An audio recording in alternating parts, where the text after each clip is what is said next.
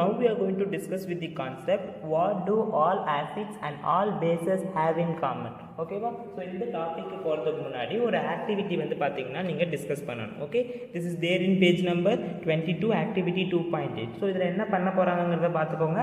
ஒரு பீக்கர் எடுத்துக்க போகிறோம். ஒரு பீக்கரில் வந்து என்னத்தை நம்ம வைக்க போகிறோம்? You are going to keep a rubber cork. அந்த ரப்பர் கார்க்கில் என்ன பண்ணணும்னா 2 ஐரன் நெயில், ஓகேவா, இரும்பு ஆணியை வந்து என்ன பண்ணிடுறாங்க, குத்தி வச்சிடுறாங்க. அந்த இரும்பு ஆணியை ஒரு சர்க்கியூட் கூட கனெக்ட் பண்ணிடுறாங்க. ஒரு பல்பு, ஒரு ஸ்விட்ச், ஒரு பேட்டரி வச்சு கனெக்ட் பண்ணிடுறாங்க. ஓகேவா? So now you are going to pour one solution. Okay, you are going to pour, what you are going to add? So நீங்கள் வந்து குளுக்கோஸ் சொல்யூஷன் ஊற்றி பார்ப்பீங்க, அப்புறம் ஆல்கஹால் சொல்யூஷன் ஊற்றி பார்க்கணும், ஹைட்ரோக்ளோரிக் ஆசிடோட சொல்யூஷன்லாம் ஊற்றி பார்த்துட்டு ஸோ எலக்ட்ரிசிட்டி கண்டக்ட் ஆகுதான்னு பார்ப்பீங்க. ஸோ எங்கெல்லாம் எலக்ட்ரிசிட்டி கண்டக்ட் ஆகுதோ அங்கெல்லாம் வந்து பல்ப் வந்து க்ளோ ஆகும். ஸோ அதை வச்சு தான் நீங்கள் சொல்ல முடியும் இதில் எலக்ட்ரிசிட்டி கண்டக்ட் ஆகுதா இல்லையா அப்படிங்கிறத. how will you be saying? so you have to check for the glow of bulb. Bulb எரிஞ்சதுன்னா எலக்ட்ரிசிட்டி கண்டக்ட் பண்ணும் அப்படின்னு அர்த்தம். So let us understand the important results which you have to know from this activity. Okay, so this is the activity which we have discussed. Okay va, so glucose solution எடுத்துக்கணும், alcohol solution, hydrochloric acid solution, sulfuric acid solution. so இது எல்லாத்தையும் நம்ம எடுத்துக்க போறோம். அதுக்கு அப்புறம் வந்து பாத்தீங்கன்னா so you have to look for the result. so bulb எப்பலாம் வந்து எரியும்னா in case of acid. so when you add hydrochloric acid or sulfuric acid, bulb will be glowing. ஏன் glow ஆகுது? ஓகே வா, குளுக்கோஸ்லயும் alcohol solutionலயும் வந்து பாத்தீங்கன்னா பல்ப் வந்து glow ஆகல. ஏன்னா அதுல எலக்ட்ரிசிட்டி கண்டக்ட் ஆகல. ஏன் கண்டக்ட் ஆகலன்னா அங்கே எந்தவித அயான்ஸும் ப்ரொடியூஸ் ஆகலை. ஓகேவா? So because there is no presence of free ions. we have studied in electricity that flow of electrons only constitute the electric current. அப்போ எலக்ட்ரான்ஸ் ஃப்ளோ ஆனால் தான் எலக்ட்ரிக் கரண்ட் இருக்கும் இல்லையா? ஸோ அதே மாதிரி தான் இங்கேயும். ஸோ எங்கெல்லாம் வந்து சார்ஜ் அயான்ஸ் ப்ரொடியூஸ் ஆகுதோ அங்கே தான் வந்து கரண்ட் வந்து என்ன ஆகும், ப்ரொடியூஸ் ஆகும். ஸோ அப்போ particular solution will be conductor of electricity. The current is carried through the charge ion in acid. So ஆசிட்ஸில் வந்து பார்த்தீங்கன்னா there will be charge ion. Okay, so let us suppose, so what will be having? so let us suppose we are going to take hydrochloric acid. இப்போ hydrochloric acid னா HCl. so அதில் 2 ions இருக்கு, H plus and Cl minus. similarly H2SO4 எடுத்துக்கிட்டீங்கன்னு வச்சுக்கோங்களேன், sulfuric acid. so இதில் 2 hydrogen ions இருக்கு and 1 SO4 2 minus, that is sulfate ion. ஓகேவா? So அதே மாதிரி எனிதிங் நைட்ரிக் ஆசிட் எடுத்துக்கிட்டாலும் அதுலேயும் 2 அயான் ப்ரொடியூஸ் ஆகுது. ஸோ இந்த மாதிரி சார்ஜ்டு அயான்ஸ் இருக்கிறதுனால so when they move what happen? so there will be flow of current, right? so this is what they are trying to explain. so all acid they are having H plus as common. you can see this is the important characteristics of all acids. so all acids have H plus as common. எல்லாமே வந்து பார்த்தீங்கன்னா H plus produce பண்ணும். in the presence of water they will be dissociating to produce this H plus ion. so dissociation na ionization ஆகும். ஓகேவா? so dissociate means dissociate அப்படின்னா they ionize. okay, that means they are going to produce the H plus ion and they will be producing the alternative anion. So இது positive அயானை வந்து என்னன்னு சொல்லுவீங்க, கேட்டயான்னு சொல்லுவீங்க, negative அயான ஆனயான்னு சொல்லுவீங்க இல்லையா? ஸோ ஆல்வேஸ் ரிமெம்பர், இந்த கேட்டயானில் ஒரு டீ போடுறோம் பார்த்தீங்களா, அதிலே ஒரு ப்ளஸ் இருக்குது. ஸோ அதை வச்சு தான் நான் ஞாபகம் வச்சுப்பேன். ஸோ இந்த ப்ளஸ் வந்து பாசிட்டிவ் அயன் இண்டிகேட் பண்ணுது. ஓகே, அப்போ இன்னொன்று வந்து negative ion. So all the acid the produce the common anion, sorry cation, that is H plus ion. ஓகேவா? ஸோ நெக்ஸ்ட், ஸோ இந்த அயான்லாம் இருக்கிறதுனால தான் ஆசிட் வந்து எலக்ட்ரிசிட்டி கண்டக்ட் பண்ணுது. So this H plus only is responsible for the acidic property. So ஆசிடுக்கு இந்த characters எப்படி வந்ததுன்னா, ஆசிடுக்கு எப்படி ஆசிடிக் கேரக்டர் வந்ததுன்னு கேட்டாங்கன்னா சொல்ல தெரியும் உங்களுக்கு. So what you should say, the presence of H plus ion give the acidic property to the particular substance. Okay, next அதே மாதிரி நீங்கள் பேஸை வச்சு இந்த சேம் எக்ஸ்பெரிமெண்ட் பண்ணாலும், இப்போ இந்த இடத்துல நீங்கள் வந்து NaOH, okay, that is your sodium hydroxide add பண்ணாலும் அதுலேயும் வந்து பார்த்தீங்கன்னா உங்களுக்கு என்ன கிடைக்கும், அயான்ஸ் வந்து கிடைக்கும். So Na plus and OH minus கிடைக்கும். ஓகே, ஸோ அப்போ because of the presence of ion the base will also produces what, it can also conduct the electricity, right? that's the important point which you have to know. so let you take any base. okay, so you can take potassium hydroxide also. அங்கேயும் வந்து பார்த்தீங்கன்னா you will be getting ions. okay, they ionize or dissociate to produce the ions. okay, so அப்போ வந்து பார்த்தீங்கன்னா உங்களுக்கு electricity வந்து conduct ஆகும். So ரெண்டுத்துலையுமே என்ன காமனாக இருக்கு, OH minus. so all bases have same anion or cation. it is negative charge. அப்போ anion. all bases dissociate to produce OH minus ion. okay, that is a common character in base. What is the common character in acid? H plus ion. So if they ask you what do all acids have in common? H plus ion. What do all base have in common? OH minus ion.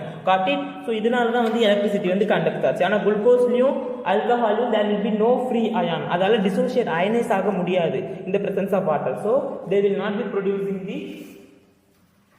be conducting the electricity, right? Next, so what happened to an acid or base in a water solution? So waterல ஒரு ஆசிடியோ இல்ல பேஸியோ போட்டிங்கன்னா என்ன நடக்குங்கிறத இப்போ discuss பண்ண போறோம். So அதுக்கு உங்களுக்கு ஒரு ஆக்டிவிட்டி கொடுத்துருக்காங்க, அதை பார்த்துக்கோங்க.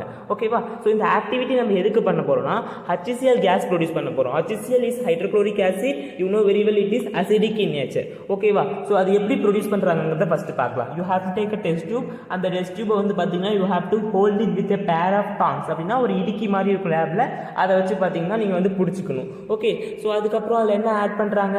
சோடியம் குளோரைட் கிறிஸ்டல்ஸ் ஆட் பண்ணிட்டு followed by they are adding drop by drop concentrated H2SO4.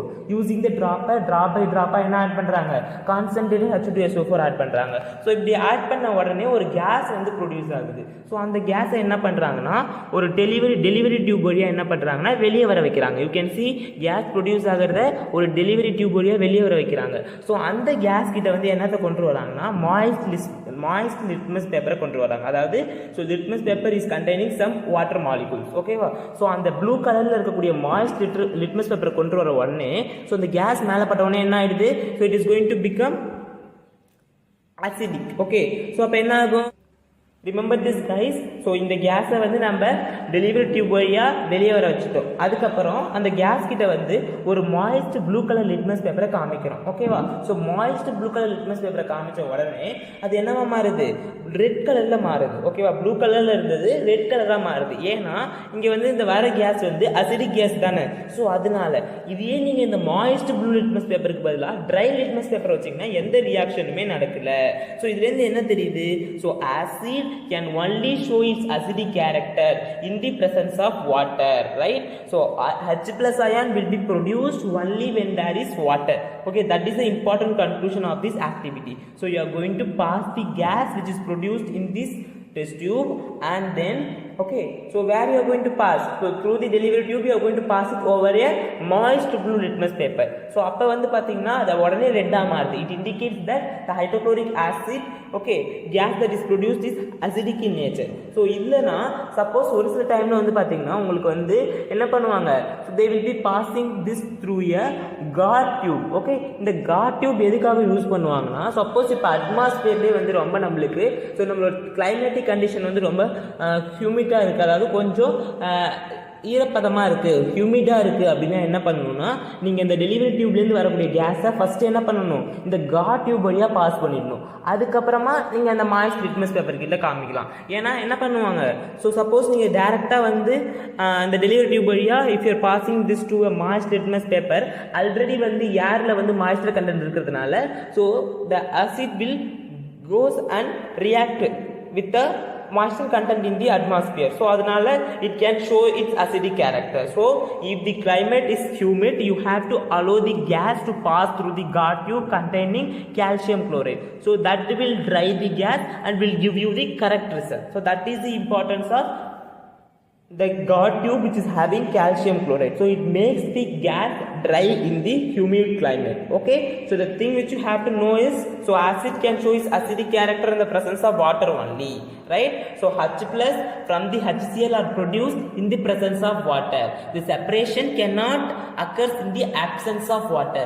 So HCl plus H2O, what it will be producing? So it will be producing H plus ion and Cl minus ion. So in the H plus ion வந்து பாத்தீங்கன்னா தனியா இருக்க முடியாது, அது இந்த water molecule சேர்ந்து H3O plus ஆ இருக்கும். So HCl plus H2O produces H3O plus and HCl minus.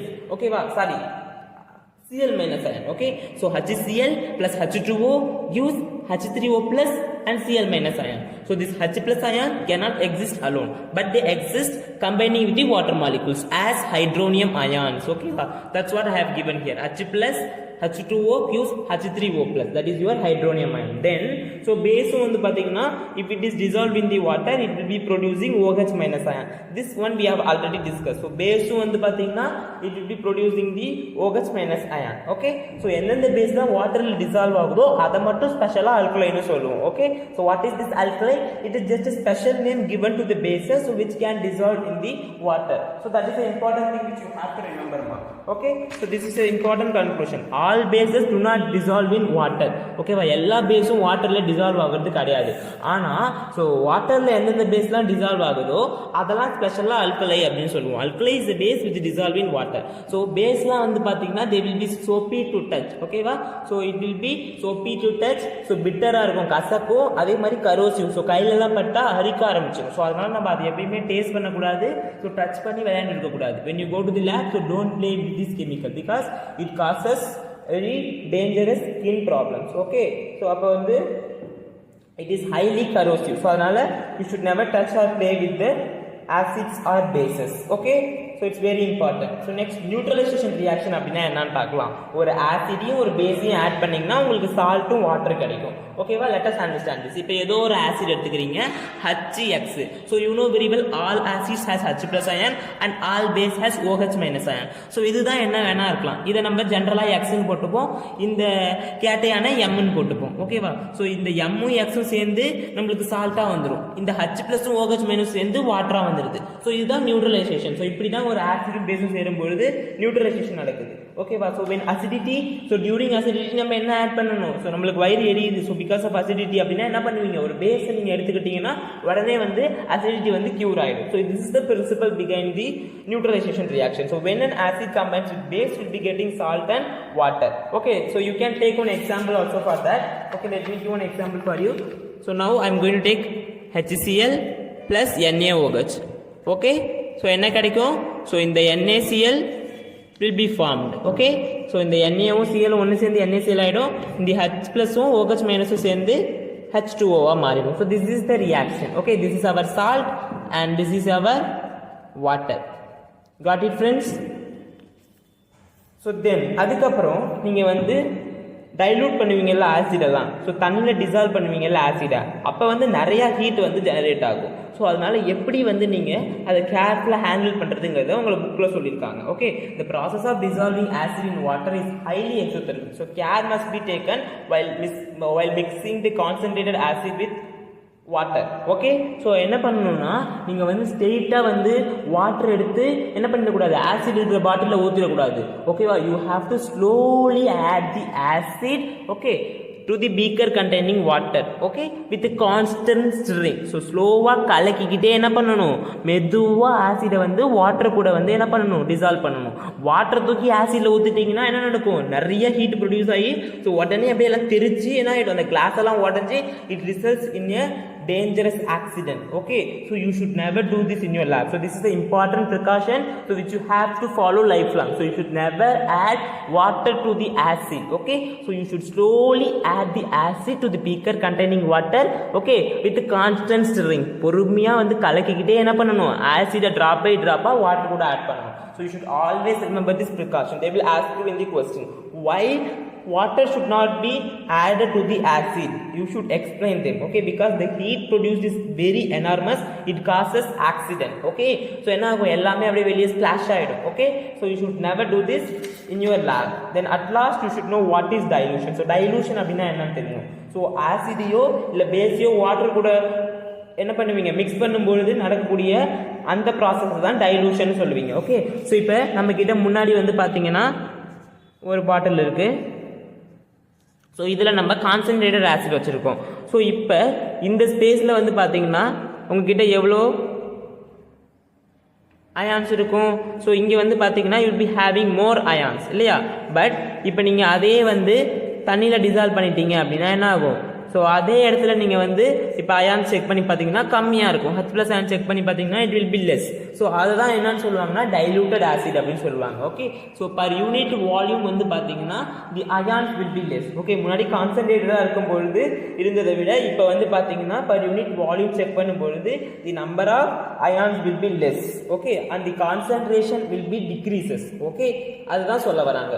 The mixing of acid or base with water results in decrease in the concentration of ion per unit volume. So this process is called as dilution. Acid or base is said to be diluted. I hope you understood this concept very clearly.